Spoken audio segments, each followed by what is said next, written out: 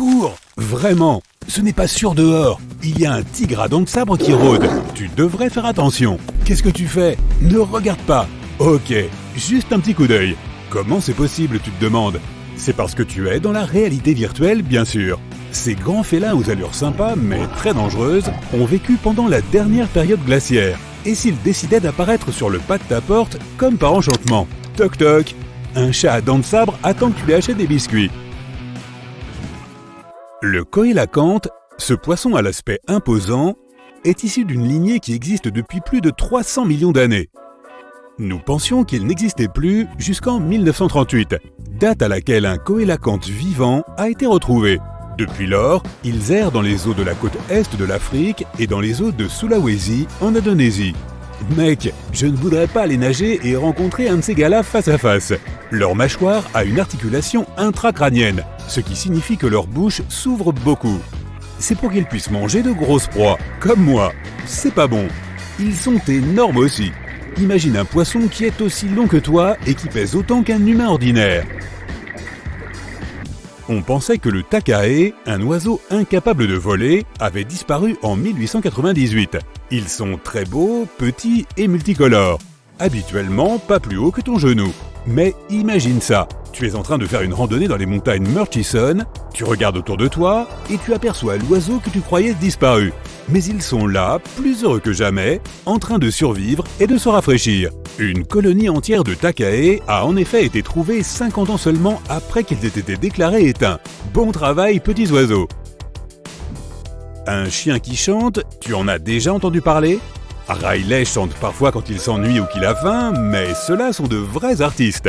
Les chiens chanteurs de Nouvelle-Guinée. Ils ont été récemment découverts à l'état sauvage pour la première fois en 50 ans. Pourtant, ils n'ont jamais été complètement éteints au départ. Les Néo-Guinéens se sont assurés qu'ils soient en sécurité à côté d'eux. Mais à l'état sauvage, très rare et difficile à apercevoir. Regarde, en voilà un! Les chiens chanteurs de Nouvelle-Guinée sont appelés ainsi en raison de leur célèbre chant aigu. Ils chantent aussi parfois ensemble. Une sorte de chorale de chiens où ils hurlent tous ensemble. Je parie qu'ils chantent mieux que moi sous la douche.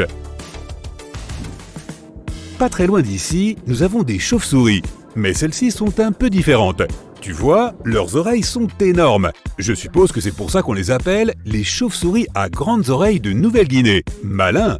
L'espèce a été retrouvée quand l'une d'entre elles a été accidentellement prise dans un piège à chauve-souris. Jusque-là, je suppose qu'elles jouaient à cache-cache avec nous, car jusqu'en 1890, on les croyait disparues. Elles ne sont toujours pas hors de la zone de danger à cause de la perte d'habitat.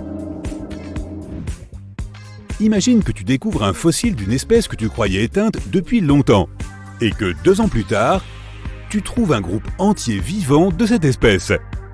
C'est exactement ce qui s'est passé en 1977 avec le crapaud accoucheur de Majorque. Il est d'une couleur brunâtre, avec des taches plus foncées sur sa peau. En dehors de cela, c'est juste un petit crapaud avec des yeux globuleux. Le groupe de crapauds vivants a été trouvé près de l'endroit où se trouvait le fossile, sur l'île de Majorque.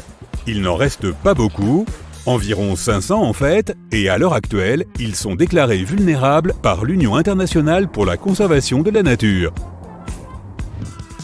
Es-tu un fan de tortues? Tu le seras quand tu jetteras un coup d'œil à cette énorme beauté. Elle s'appelle Tortue des Galapagos de l'île Fernandina. Elle n'avait pas été vue depuis 1906, mais le 17 février 2019, nous avons enfin pu regarder l'une de ces magnifiques créatures. Elle est probablement dehors avec quelques-uns de ses compagnons en ce moment, mais elle ne se laisse pas voir non plus. Nous savons seulement qu'elles existent parce qu'il y a quelques traces et odeurs. Voici une autre grenouille, la grenouille marsupiale cornue. On la trouve en Équateur dans la forêt de Choco, pour être plus précis. On les appelle ainsi à cause de leurs cornes distinctes juste au-dessus de leurs yeux.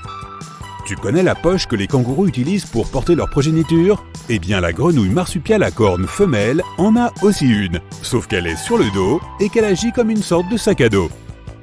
Elles développent leurs embryons à cet endroit et lorsqu'ils sont prêts à sortir, ils éclosent comme des bébés complets, contrairement aux grenouilles ordinaires qui commencent comme des têtards.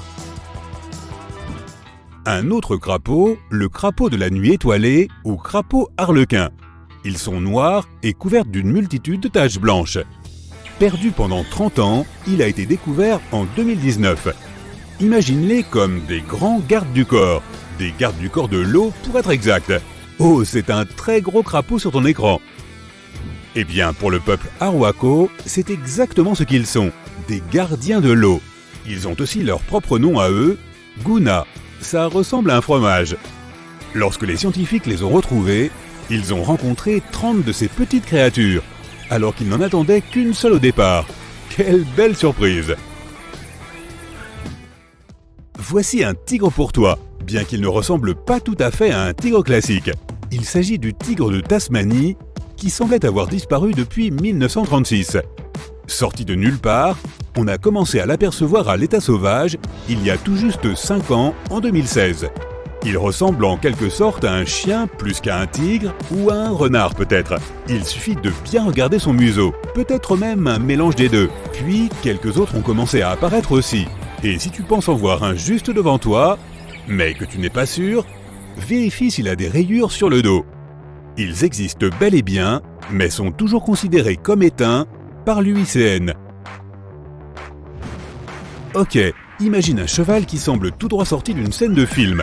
Tout petit, une fourrure magnifique, très bien élevé. Il est petit, mais ce n'est pas un poney. C'est un cheval caspien. Ils ont une histoire intéressante. Ils ont été découverts par Louise Leylin, qui s'est mariée à un aristocrate en 1957.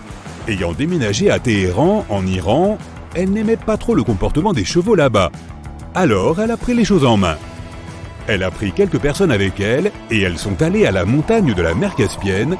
Et là, elles ont trouvé 3 de ces magnifiques petits chevaux. C'est comme ça que l'histoire est arrivée. Ensuite, un opossum qui a été trouvé dans un endroit inattendu. Devine où? Tu as 3 options possibles. Caché dans une station de ski, dans l'outback australien ou dans la salle de bain d'un appartement. Laquelle choisis-tu?